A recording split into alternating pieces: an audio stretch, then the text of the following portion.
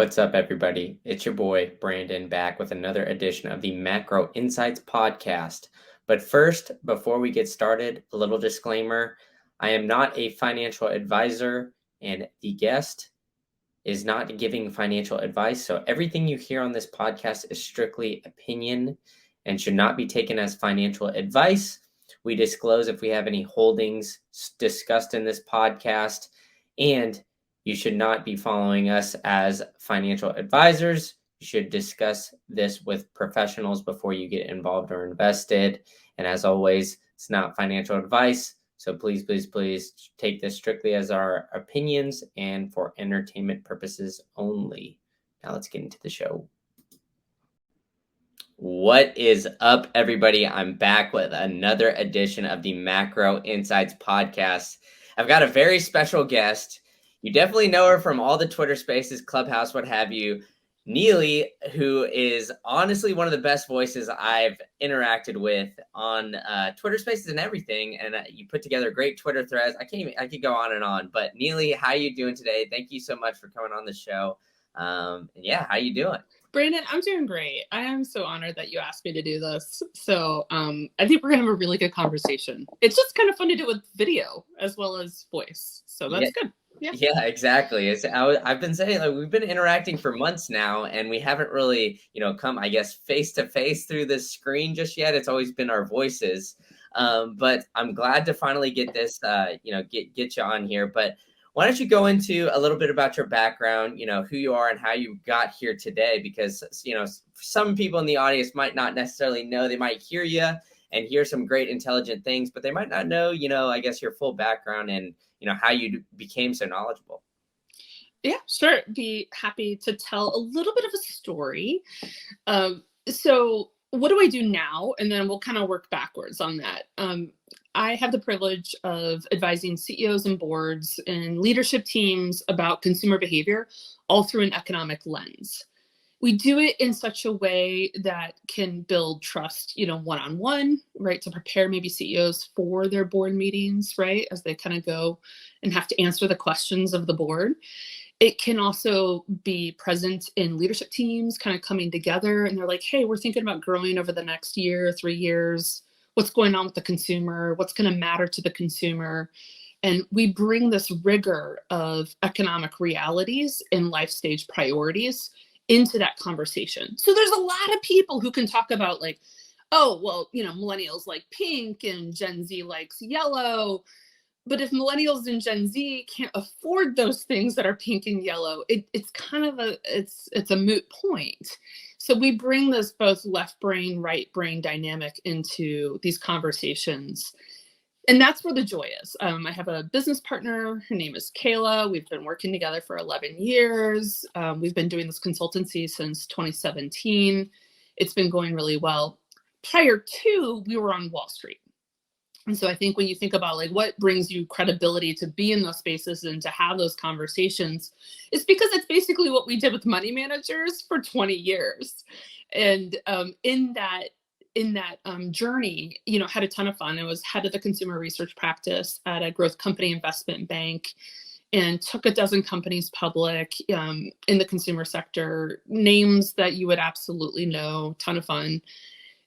But what was unique about us, and I think this is actually when I think about all the things that happen early in your career, you don't know why they happen. And then, 20 years later, like you get it, you understand kind of the happy accidents that occur into wisdom. It's that early on in my career, I said very clearly, I wanted to cover the consumer sector, not based on channel or by category, but rather by consumer.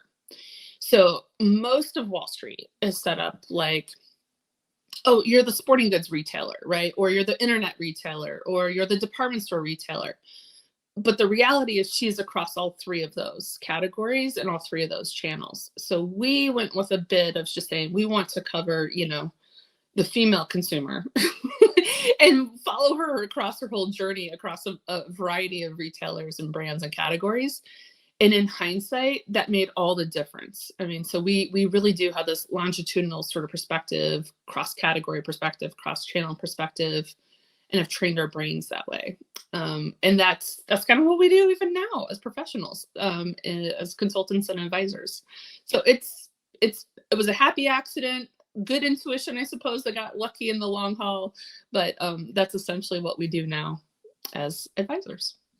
Yeah, and it's great, and it seems like you have it, like I've mentioned before, a breadth of knowledge on a various different topics, and you've had a lot of different experience that have brought you to where you are today. And there's a lot of craziness kind of going around right now, as we've been discussing for months right now on these different spaces. So full on just brief overview right now. How do you think, I guess, the overall Fed policy has been going, as the Federal Reserve is kind of continually increasing these interest rates, and it seems like I guess a recession is almost imminent at this point. So if we're not already in it, I guess that's neither here nor there. So I guess the overall environment heading into 2023, I know this is a super broad question, but how are you feeling about it? And, where do you think, I guess, this outlook is going? Okay, we'll wind that one back a little bit, because that is a huge question. It is the question, right? Of course, you're asking the question. You're Brandon. You're going to ask the question, which I love. Stepping it back, let's look through the lens of the consumer, and let's look at the lens of businesses, and then maybe let's look at the lens of politics and Fed, right? Because those are kind of three different parallel universes that are all occurring at the same time. First, through the lens of, so let's go through businesses. We are moving from a pandemic-centric economy to a consumer-centric economy again. Now, the consumer's already there, right? I mean, the consumer's kind of like, I'm over it, right? On pandemic, on COVID, like, as much as, not even trying to make the commentary about right, wrong, and different or whatever, like, you can just see it. The consumer's just there. They're still at restaurants. They're still, running around without masks. Like, they're done. Okay, that's where the consumer is largely at this point in time. Businesses, however, are still kind of reeling a little bit from that pandemic-centric economy. If you think about it, they're still dealing with supply chain issues, right? They're dealing with continuously high costs, maybe because of supply, maybe because of demand, maybe because their supplier went out of business and they had to go find another supplier. I mean, there's a lot of things that are going on in the supply chain still. So there's this ghost and remnants in businesses on the pandemic-centric sort of economy as well. But getting them to look ahead, that the consumer is already there, that's actually largely been our challenge in boardrooms and in conversations with management teams. Like, your consumer's there, be there. And so when you think about those two things, the question is, like, how do you, invest? I mean, we don't give investment advice, right? But you have to kind of ask yourself as an investor, am I approaching this perspective through the lens of where the business cycle is at, or where the consumer kind of is at? Those are kind of two different things. Now, what does that mean ultimately for, like, Fed and coming back? Consumer behavior begins with an economic reality. And that economic reality is, first and foremost, jobs. Do I have a job? Do I not have a job? Do I have cash, right? Like, literally, that is the first question you have to ask with consumer behavior. Do I have cash? Number one source of cash, jobs. Am I getting waged well, right? Do I feel good and confident in that? There are other considerations, like how much of my cash that I have from an income is going out to, paying for things I need and things I want. We are totally in a situation where the things that we have to buy have been costing us more than the things that we want to buy, which has been constraining some of our consumption budgets, generally speaking. That's one of the big questions, right? Like, what is that cost going to be in 2023, and will inflation be tame? We think largely it could be tamer than maybe where it's been on a relative basis. But, I was just at Costco and trying to find eggs, and they were like sold out, of eggs, and the eggs that are there are still pretty expensive, so I'm not sure that's when you go back to the business is still kind of in a pandemic centric economy, even though the consumer is not. So we're kind of constantly balancing back and forth through, where's the consumer at on that cash to spend? Where are they not? Maybe that's a good place to start for us. I don't know. What do you think, Brandon? Yeah, no, I think that's a great place to start, because let's bring it to the consumer. You talked about, the jobs, and first, obviously things you want to buy, inflation going skyrocketing, whether it's gas, food, grocery stores. I think I even saw a video from Cardi B saying how the grocery bill is 3 times the amount. So, it's not just the average consumer now. Everybody's kind of waking up to the fact that, hey, what I need to buy every single day is way more expensive than it was before.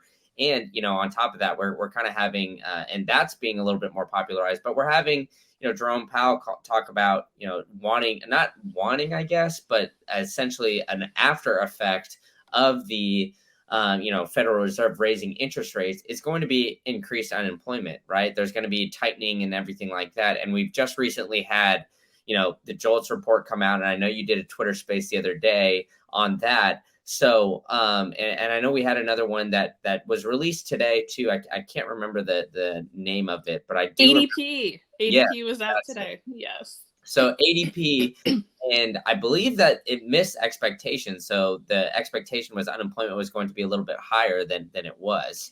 It was flipped around. Okay. I can explain this. Okay. So labor is actually doing really strong. So when we go back to that, the consumer reality of economics, their labor picture is good, right? Yes, we're starting to see some of the layoff actions right here, right now, but by and large, the preponderance of economic data kind of taken as a whole is that we're doing reasonably well-ish currently on labor. But here's the deal. Labor is like the last thing to move when things don't go well in the economy. It's a lagging indicator. It's not a leading indicator. There are some leading indicators within employment that we do watch for. For example, some of the things we would look for would be in a jobless claims, and that comes out every single Thursday morning. We look at the job openings, so the JOLTS report, that's another potential leading indicator as well. But the overall jobs component is like, we'll see all the job loss like after the recession, right? Like after the effect. So I think one of the things to keep in mind is, does the consumer feel on other components of their, do they have cash and do they want to spend it? And you're bringing it up. It's on interest rates in general. Rising rates for a lot of consumers will generally mean, potentially higher credit card rates, higher delinquency rates. If they have to go for a loan, the cost of that loan is more expensive today than it was a year ago. And they might not be able to access a full value of what it is that they would have been able to access a year ago because of the cost to borrow is just simply higher. It's like basic econ 101, right? And that is something that we're looking at and watching pretty closely in terms of what the effects of those rising rates might be in the lending cycle for consumers. And, I think, and we do talk about this kind of frequently, and it's been such a talkable point, if that's a thing. It's the student loan dynamic that I think has been concerning us the most, Brandon, as we look ahead to 2023. So if the story in 2022 was all about inflation, we think possibly the story that is going to be 2023 on the consumer's capacity to spend is student loan repayment, right? And that is a really messy, really complicated topic. But that is something that we're watching very closely, and we might get some early indications, this spring about how that's going to shake out for the 40 plus million, people who still have student loans, which is a lot of people. That's not insignificant to how many people we have consuming in the United States of America. So we're watching that really, really closely, and we're a little concerned about that repayment going to affect, well, interest rates are high, will that actually be this inflationary sort of effect on consumption where people are just not going to feel as robust to spend? Yeah, and I mean, that's a topic that honestly I think I've only really heard you bring up in a lot of these spaces because it seems like all right, it's headline news when President Biden delays the student loan repayment or says, hey, there's not going to be any interest loan payments, and then everybody kind of forgets about it. It gets brought up maybe every once a quarter or so that hey, like maybe I'll get $10,000 or something like that towards these student Hmm. loans, but from the most part, people that I know anecdotally, they're just like, all right, cool. Like I get a break on my payments. They're not trying to pay it down while there's no interest, which is pretty unfortunate at this point in time. And like we said, that we're seeing expenses and everything go left and right, and obviously increase. We're seeing rent go up, gas, food, all these kind of expenses. So I think like consumers unfortunately are getting used to these higher expenses, but not getting used to that extra payment, whether it's a couple $100 or maybe even more. And so, I guess once that opens up, do you think that's just going to be like a floodgate just sort of opening where it's like, hey, like, all these consumers here, they just forgot about this, a couple $100 payment that they've had to do for, previous pre-COVID years, or maybe they didn't even have to make them before as well. Like maybe, they just started a job or something like that. And it's been no interest payments the entire time they've been in the workforce. So they've never really even been used to it. So I guess yeah, how do you think that that after effect is going to be? Because that is something that like you said, it's not something that too many people are really talking about. And on top of that, I think savings rate is down and credit card debt is up as well. So the overall spending habits of the consumers doesn't seem to be in a great place. it doesn't it doesn't feel very prepared, right, for what's around the corner. We'll give them that. It doesn't feel very prepared. Yes, and we're we're not out there kind of with this massive doom and gloom per se, but rather I do feel like sometimes our job as advisors on the consumer economy is to imagine like a 70 car pileup, right? And we are around the bend before the cars know they're heading into that pileup. And like, I almost sometimes picture myself, with like an orange like traffic cone, like trying to like throw it at cars, like slow down, right? We know we've done our job well as advisors when CEOs come to us and say, hey, thanks for the heads up on that. Instead of firing people, we were able just to go on hiring freeze, because they were able to catch it early enough, right? In terms of not overspending. So we're paid early identifiers of trends to begin with. That's just the way that we're wired. And so often the markets deal with what is, and we are constantly looking about what could be around the corner. And that component on the student debt repayment is one that I feel wholly unsatisfied by the lack of rhetoric going on around the potential implications of what that can mean for such a large amount of consumers having to repay. And part of the problem, Brandon, is that the data on student loan repayment is actually pretty poor. I mean, we don't have a ton of transparency out of the U.S. government about exactly who's been repaying and who hasn't. We've just been given a couple breadcrumbs of statistics that may or may not be wholly representative about who has been repaying and who might need some sort of help. But it's not been the most transparent set of data, to be candid, and that I think adds additional layers of kind of caution or orange traffic cone throwing sort of activity out of us with our clients. But it's going to be quite the topic in 2023. Oh, for sure. And I mean, it's not only that, right? I mean, it's student loan repayment, and then on top of that, potential increased unemployment. So we kind of glanced over it at the beginning on these various, unemployment job reports, but there's multiple of them.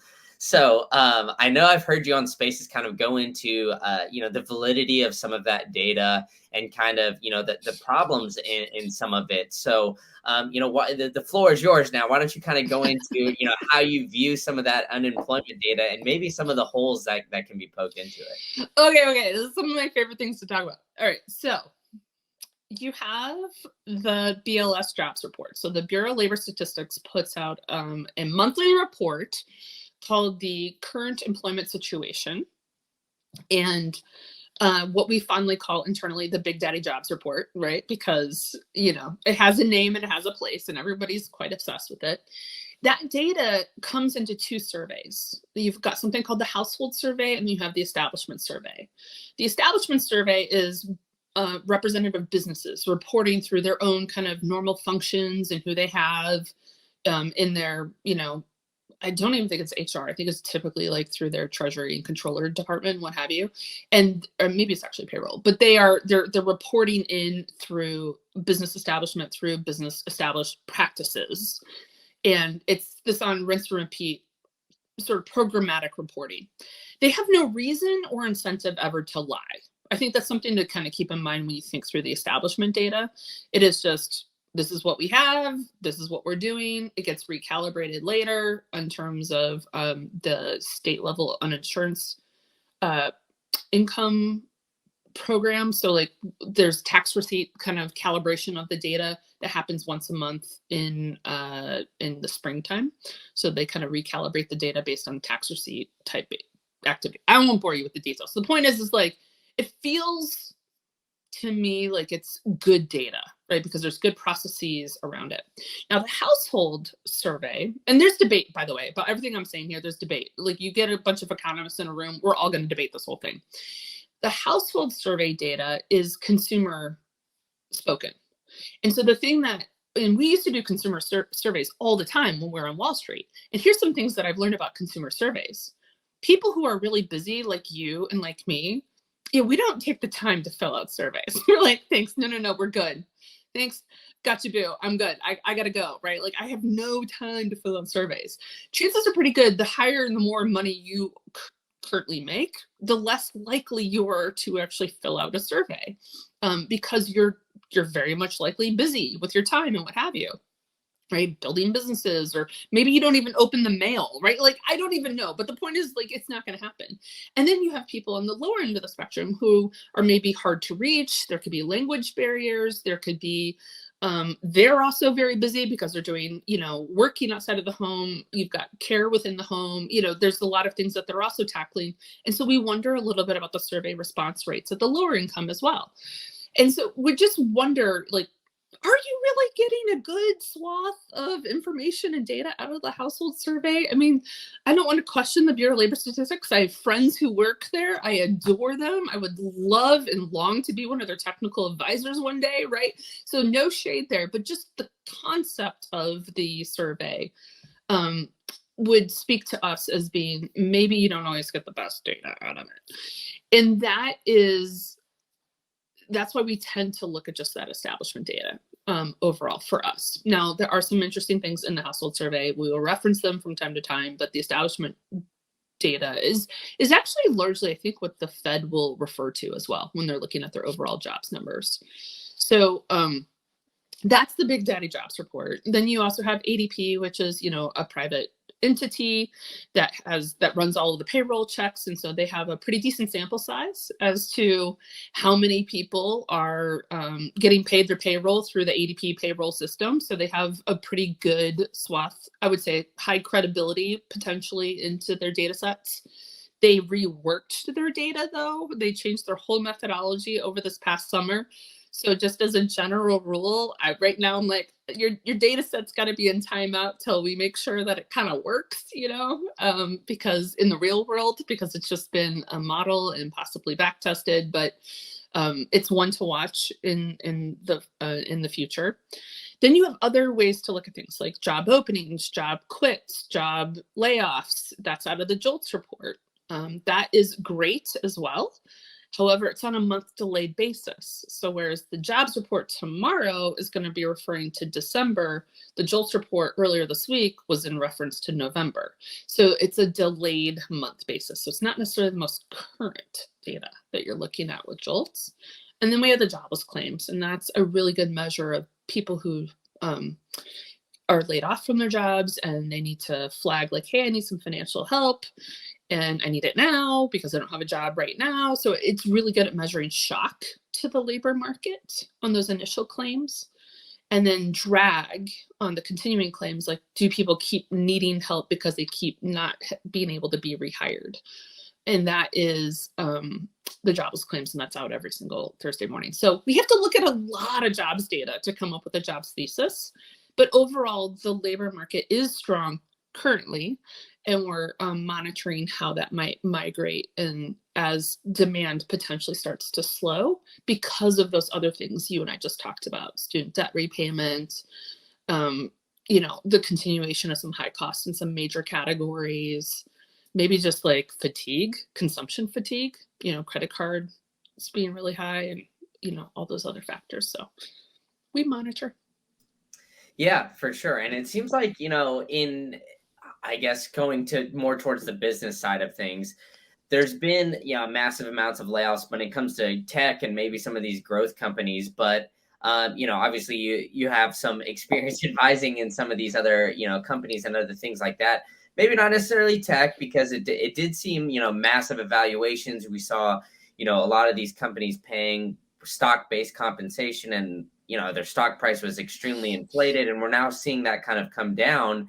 And so, various other factors as to why, growth maybe had a lot of these layoffs. But, from the CEOs and just like, people that you've talking to and in some of your experiences, do you kind of feel that, I guess, because there's been almost like writing on the wall, and there's been a lot of these signs pointing to, hey, there's going to be a recession, or hey, there's going to be some more tough times ahead, that businesses are maybe a little bit more prepared going forward, and maybe that's why we're seeing kind of strong labor market statistics right now? Or do you think that, unfortunately, as Jay Powell has kind of mentioned in his minutes, that there is going to be more pain ahead? We think it's possible there could be some more pain ahead, and it's not because we want it. It's because we can see why we might have, I don't want to say overhired, but possibly over retained employment over the last couple of years. And it's I actually have a tremendous amount of empathy, for CFOs particularly, because if you think about it, right, like they woke up on January 1st, 2020, and they were like, this is going to be a great year, right? And then like within a quarter, it was like, yeah, everything you have ever known to be true in your job, yeah, that's just thrown out. You got to just wing it. I mean, we were on the phone with, a lot of our clients are retailers, right, as well, and brands, and they were laying off, 85% of their workforce in all 1 month, and still having to keep their online operations going. And it was just such a year of just sheer chaos. And I remember having this lovely conversation with a friend of mine who runs HR, I won't say where, but at a very, very large, notable company. And, she was saying, like, the people who shined this year were people who were just unbelievably resilient and agile. And how do you reward them when like their only ability to really shine is when you have a global pandemic, right? like that's their year, right? To really show like who they are. And from a performance review perspective, how do you actually like honor that, but you hope to never see a global pandemic again, right? And it's an interesting point because we do have different skill sets, and we have different sort of abilities to kind of step in and use our traits to be resilient when it's time to be resilient, have grit when you're supposed to have grit. So it's an interesting, broader conversation. I'm bringing this back to, I think so often we get stuck into looking at columns and rows and numbers and decimal points and dollar signs. But CFOs see projects and plans and growth and financial resources and human resources and the need to answer to a board and the need to answer to Wall Street and the need to answer to, their wife at home or their husband at home. They're actually real people, who have complex lives and complex people that they have to answer to. Yet they are the standard bearer often on proposing here's what we need to do to trim things up or trim things down. And I do think our word for 2023 is efficiency. And you can't have a word efficiency without believing that there will be some sort of streamlining of human capital resources in the new year. So where do we think that that's going to be? I think a lot of companies are going to start looking at, okay, it was a crazy 2020. If you sold toilet paper, you did really well, right? If you were a dentist office, you did poorly, right? Because you had to shut your business down in that year. That started to flip in 2021 and then 2022, but it was still delayed because of a lot of incentives on the government side around federal pandemic unemployment compensation. People were getting paid additional money to basically still sit out of the workforce, right? And so companies had to get really used to streamlining without them. And I think that's what's going to be interesting as we go from 2022 to 2023, because 2022 was like full reopening. When we go 2023, are we going to reevaluate maybe who was there with us in the trenches and who stretched themselves to the point that they needed to be stretched when we needed to do those stretch assignments, when things were tough? Am I going to give you those promotion opportunities, right? And are we going to grow kind of through the vein of longer term employment versus temporary, I just need to fill bodies sort of employment?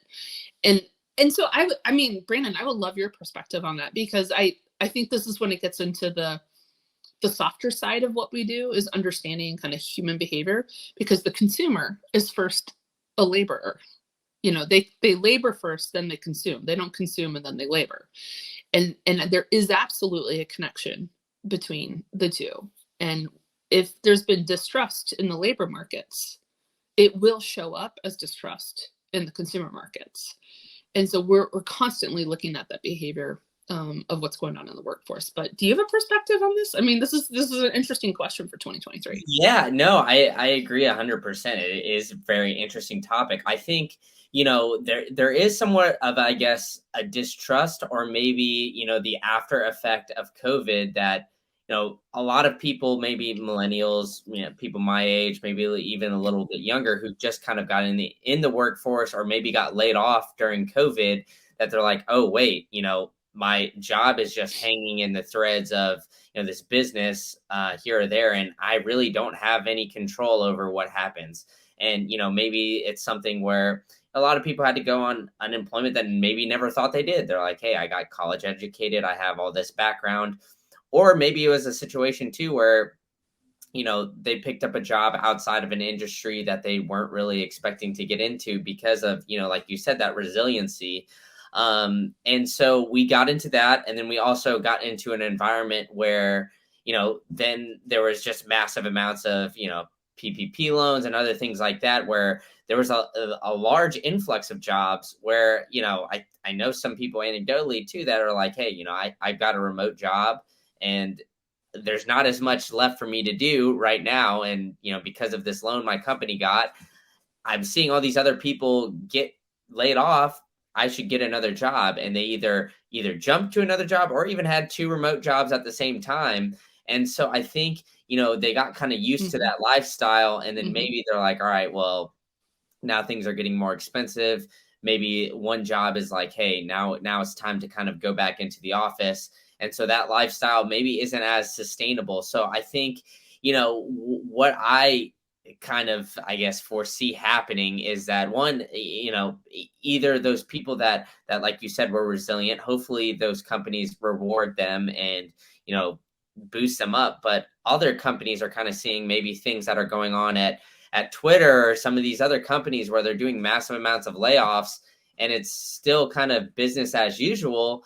They're like, hey, maybe we're going to, as these costs and everything keeps getting more expensive as the year goes on, we're going to continue to kind of lay off and maybe not increase wages, maybe not, hire.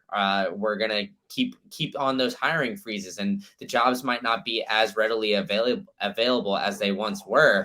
So I think, it's definitely going to be something to watch. And I think, for as far as like the consumer perspective, as you said, they are a laborer first.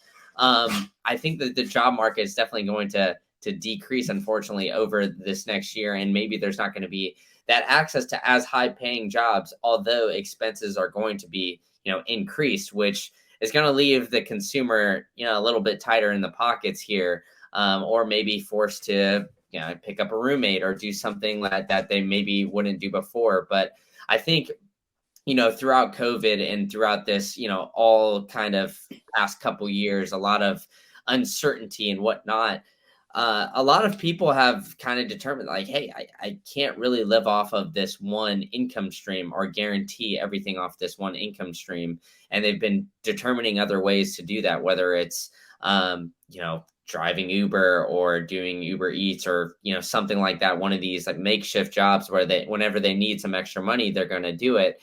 And so I think those are going to kind of continue, but maybe like the services aren't going to be used as much. So I mean, I think that there's going to be like overall for the consumer and the laborer and whatnot, that overall quality of life is probably going to decrease a little bit in this next year or so, just because of higher prices and the need for either, hey, we're going to need you to work a little bit harder to earn that salary, or you're going to need to pick up, maybe it is an extra side hustle or something like that. So I think the popularization of that is both good and bad. It's good for, the people that understand like, hey, like I'm making sacrifices and I'm going to invest. I'm going to be smart with my money. But it's also bad for, the quality of life for a lot of people who are, now, maybe that lifestyle of the 9 to 5, the 40-hour work week is now turning into the 60-hour work week. And that's just to get by. And it's maybe not something where,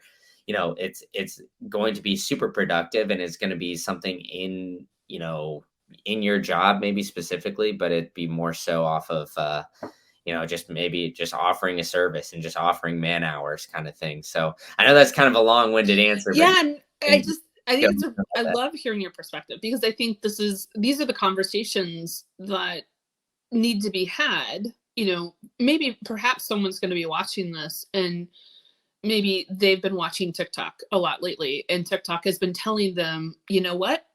You are paid to be there at till 5, and so you're leaving at 5:01. Okay, and I understand that. Okay, I'm not asking someone to sell their soul to their employer, but this might be a good year to stay to 5:01. Okay, you know what I mean? And it might be a good year to raise your hand and ask to do things that you were not actually tasked to do, because this might be the year it's going to be between you and someone else, and like, you might want to keep your job, right, at that organization. And so I'm not, I know that probably sounds like a Xer boomer sort of statement. I don't even know, Brandon. I'll take the heat on it.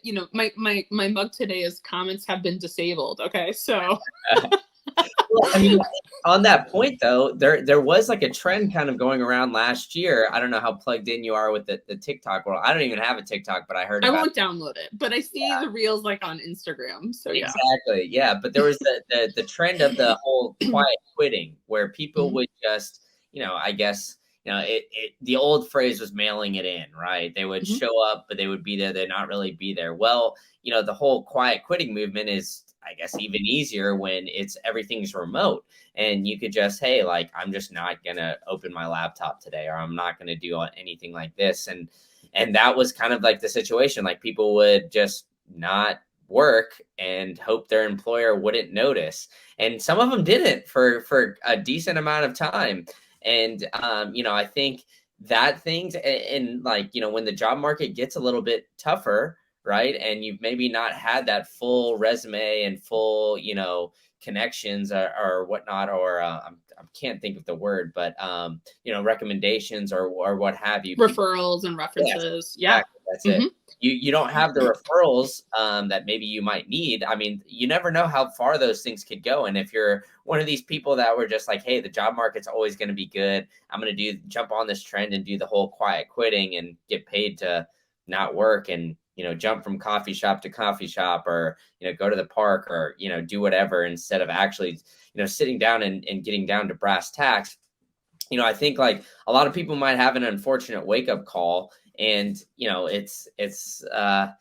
it makes me really worried about 2023 because it's not only like an education standpoint, like how am I going to manage my money, but it all starts, like you said, at the labor market and the consumer, right? Because that consumer needs to be able to spend the money for economies to thrive, right? So I don't know. Speaking about this, like I think it's a very important conversation, but it also gets me very worried because I don't really have the most optimistic outlook when it comes to 2023, unfortunately.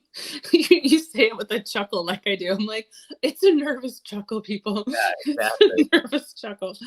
Now, I do think that there is a possible bright spot, one or two for next year. So I will give, this is what we do, right? As critical thinkers, we hold oppositional views in our head and we keep testing them out. Like that's the sign of critical thinking. And a couple of things that we have been watching very closely has been millennial household formation. So, millennials on the upper bound are in their early 40s, in terms of the older millennials, and they go all the way down, I think, to their mid 20s at this point.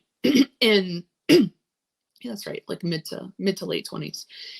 And they have undoubtedly had a really raw deal, I think, with the economy overall. I mean, I could, and we have, written about this extensively with our clients around, there were so many of them. And so just even college was more competitive. And because college is more competitive, it ended up becoming more expensive, as a result too, for, then getting a job right out of college, also very competitive overall. And then on top of that, they were strapped with more debt, right? Because the cost of college was actually higher and whatnot as well. And so there's just like all these little things. Oh, and by the way, they've seen one, they've seen two, possibly three recessions. I don't know. We're going to debate probably some other definitions of recessions, but they've experienced friends and family from the ages of 16 to like 22. If you look at their demographic, they've experienced actually, war. They've experienced, or kind of terrorism, I should say. They've seen terrorism, they've seen bullying, cyberbullying, and kind of other sort of psychographic sort of dynamics there, living their life, kind of behind the lens of constantly being on call, with like their image and what have you, and kind of like, does everything look perfect? That concept. There's just been so many things about that millennial generation, particularly on the younger side of the millennials. But they are in fact getting married. And it's happening later than maybe the generations happened before them, but we're very intrigued by this. We think that we think we actually saw a pretty big boom in that marriage dynamic in 2022. A lot of weddings happened in 2022. So, first comes love, then comes marriage, then comes the baby in a baby carriage. And if that is the case, and there's going to be a ton of articles and different perspectives that are be like, they're never having children. Okay, which is fine. But our experience has been life stage, not age, actually dictates consumer behavior. And so if they go into this life stage of household formation, will it be that they do it with perhaps even more solid partnerships because they did wait longer, to get married? Does that mean that the divorce rate for the millennial population will actually be lower as well? Divorce, by the way, is like a killer to wealth. It's not helpful to wealth. It's a killer to wealth. So, could it be that even though millennials look like they're super poor right now, but in the end, relative to boomers, because they don't get divorced, is that going to be a massive wealth effect in the future for them potentially? These are some things you can kind of actuarially run some calculations around. As they have children and as they become parents, are they going to undo maybe the damage that was done to them on the social media side? You are seeing a lot of trends around like, I only want, vintage made wooden toys for my child at our baby shower, right? And so like they seem to be going analog even though they were raised digital. And that is also very fascinating. Like, is that really good for executive functioning brain health? You can hear it, right? You can hear from me like all the things we think about, not just about like what's 2023, but rather what's that longer term trend and how can we guide our clients into thinking through pathways of growth behind some of those long pathways, or behind some of those long trends. But we think that that could be an interesting trend. Millennials, household formation, baby making, parenting, and how they might choose to parent differently than perhaps they were parented. Yeah, that is interesting, and that is maybe a bright spot that I haven't really thought about either. So, I mean, on top of that, you never know, I guess, right? So there has been a lot of marriages or weddings that have kind of occurred within 2022, 2021 that maybe were kind of an after effect of getting delayed from 2020. And I'm sorry about my dog over here; he's getting excited, That's but awesome. He yeah, agrees with me. Okay. exactly. So I mean, but that's the other thing, right? So there has been a lot of millennials too that I guess here's kind of a good segue into this, that instead of having children and getting married, maybe they got the COVID pet, right? So maybe they moved in together, and that's kind of like their initial step. Oh my gosh, excuse me. He's going crazy over I love here. that it's right on schedule. He knows that we're talking about him. Yeah, exactly. So, but yeah, with all of that, it seems like, yeah, maybe the couples are a little bit stronger, and the divorce rate isn't quite as high because, I believe that the statistic is like if you've been married under the age of 25, the divorce rate like triples compared to if you're married after that. So that is maybe a good point as to couples maybe staying together a little bit longer, that combination of the wages is maybe coming a little bit later in life, and they're maybe a little bit more prepared. But on top of all of that, we're also seeing housing becoming more expensive. We're seeing the potential of maybe wages kind of stagnating in 2023 too. So I mean, I think that maybe the combination of that will help, because maybe instead of spending 1 to 1, you'll spend like 1.5 to 2 or something like that as you're combining these wages. So it'll be an interesting trend to watch for sure, to say the very least. But we did have a few fan questions or, Okay. people on Twitter. So I kind of want to get to Try. We'll those. try my personal best. Yeah. What's our first one, Brandon? So we have Howard, who is a great friend of the program. He comes into a lot of the Twitter spaces and everything like that. But here's the tweet. He wrote two back to back. He said the interplay of microeconomic behavior of consumers and macroeconomic developments. He wants to know specifically how you and Distill analyze and extrapolate these dynamics. If you can get into that. I think so. And hello to Howard. We adore you, Howard. I would say it's probably in our framework. We have something that we call the Distill, framework for consumer spending. It seems very simple, but it's actually very complex on the back end. Does the consumer have cash? 1, do they want to spend it? 2, like everything around consumer spending can in fact be wound up into those 2 questions. And on the do they have cash, right? That's generally speaking quantifiable. You can calculate employment and wage and the cost of things and taxation and asset prices, et cetera. I mean, you can calculate all those things, but it's still yet not enough to know. So in some ways, that's like macro for the micro. The micro, as it were, I think is where the reference is here on consumer behavior, is getting maybe into the softer side of what we do. Does the consumer want to spend, and on what category and why? And that requires a tremendous amount of reading, observation, conversations, just bringing in it's a huge net that you cast to really understanding where and why consumers are doing what they're doing. A lot of demographic work, a lot of life stage type priority work, and how that, like we're talking with, pets. Here's a great example. You were like, hey, we had the COVID pet. Okay, that's great. At some point, Brandon, you may choose, I'm assuming you do not yet have a child. Okay. No. At some point, you may choose to have a child. Do you really think that when that child comes into your life, that you would treat it any less of a prince or princess that you did your pet? No, not a chance, right? I mean, I've actually seen like various statistics too on just pet spending has been outrageous, because like you said, people kind of had the COVID pet, or had a pet instead of having kids, and decided to put that off, and they've been treating their pets like their baby, and they've been spending quite a bit of money on their babies. Well, so one maybe. could surmise that you've been conditioned already to spend at a premium for your future child that you do not actually know about yet, right? So that is, that's a good example of how do we study today's behavior, and how will that might arc ahead around the corner, and how do you potentially invest, in that trend around the corner as you see signs. Invest for us giving advice to companies as they have pathways for growth, right? So that's a great example of where you take the micro back into the macro, and where you take the macro into the micro on the consumer spending side. So hopefully that answers Howard's question.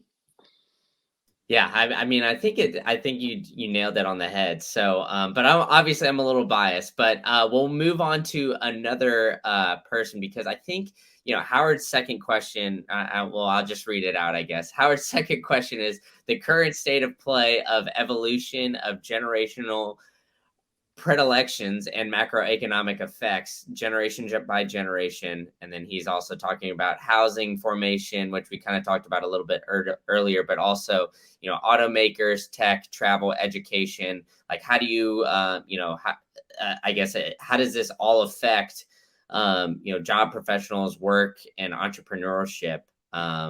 I guess it's a very broad question, but he kind of hit on various topics. So I don't know if there's anything in there that you want to nail right away. No, I think we did a pretty good job of actually talking through some of those household dynamics. I would maybe add just one more additional point on the generational interplay. And something we're watching very closely is we do have an increasing number of people who are opting out of the workforce into what those retirement years might be. And we do think that the earlier sort of walking into retirement very likely could be because you have some parents helping their children on the childcare side. And it's this kind of cross section of joy, right? Like a grandbaby sort of joy, in finding that there's more joy instead of spending it with my coworkers, spending it now with, my child's first child. And there are some demographic interplays that I think will act very differently than what we had before. Boomers did not do that with Xers at all. But it might be that these kind of younger boomer parents might help their Gen Z, or the older Xers, might help their Gen Z and younger millennial children in a way that could be extremely positive. Loneliness is actually probably a very significant precursor to kind of ailing health, for the elderly and what have you. So just being kind of micro-tribed together for longer might serve on a long-term basis very healthy sort of extended life population dynamic, with retirees. So just again, something we're looking at in the micro out to the macro, longer term, near term. Maybe that'll help. Hopefully that helps you, Howard. Yeah, for sure. And I hope we'll get a a comment or something back on from Howard to make sure that we got everything that he asked answered. But the last question that we'll go into is from Beej. I want to say Beej. Beej. She asked for the top 23 consumer themes or top 2023 consumer themes / predictions. I do think we're going to see more baby making. So I do think we're going to start to see reversals in birth rates. And that is interesting to me. I do think we're going to continue to walk away from goods back to services, because we were pretty underspent in services. I think travel very likely could be calmer than expected in summertime, and certainly next 2023 holiday, as people have their post-travel hangover spending that they need to kind of pay down, and especially against the backdrop of that student loan repayment dynamic. So I think travel could, would be very contrarian, I think, to take that view right now. But that's just one of the discretionary categories that we think is potentially at risk if we do have some increased costs to the consumer. Travel just might end up having to take a little bit of a back seat there. So that would be some just general thoughts. Again, not investment advice, but just as it relates to consumer behavior and pathways of consumer behavior, that's something we would be looking at. For sure. And you've been very generous with your time, and you're always super generous and sharing your knowledge in the Twitter spaces. So with that, I guess we'll wrap it up. Neely, why don't you tell everybody what you got going on and where they can find you? Okay, thank you, Brandon. And just thank you so much for inviting me in on this space, and just excited to do this in person over video. That was fun. Okay, so what are we doing? Distill, we are, if anyone here is watching and they're like, hey, we could use someone to help us figure out consumer behavior, hook a girl up, okay? I can help you out. This is what we do for a living. We do it in all sorts of ways, from projects, research projects, to keynotes, to workshops, to retained briefing sort of services, concierge briefing type services. That is what we do. So, reach out to me. I'm very findable. With a name like Neely Tamminga, you will find me. LinkedIn, Twitter, you'll find me. Our own website, distilladvisory.com. And then we're also launching a data product this year, and we're really excited about what this is going to be. And so we're going to go into beta next week. But if you're interested, maybe give us a follow over on Twitter, and we will continue to talk about it. So a very cool, unique data product. Yeah, it seems like it's been, I've seen you tweeting about it a little bit, so I'm excited for that to come out and see that beta. But yeah, I will link your Twitter account, distilladvisory.com, in all the show notes and the comments below. So be sure to check those out, especially, if you're looking for those services. I can't recommend Neely enough. I mean, she's amazing. She's great. As you can tell throughout this conversation, she's extremely knowledgeable. So the green candle stamp of approval over here for sure. So, yay! So thank you so much for coming on, and I look forward to interacting with you so much more throughout this year. Indeed. Thank you, Brandon. Have a great rest of the day. Thanks, you too.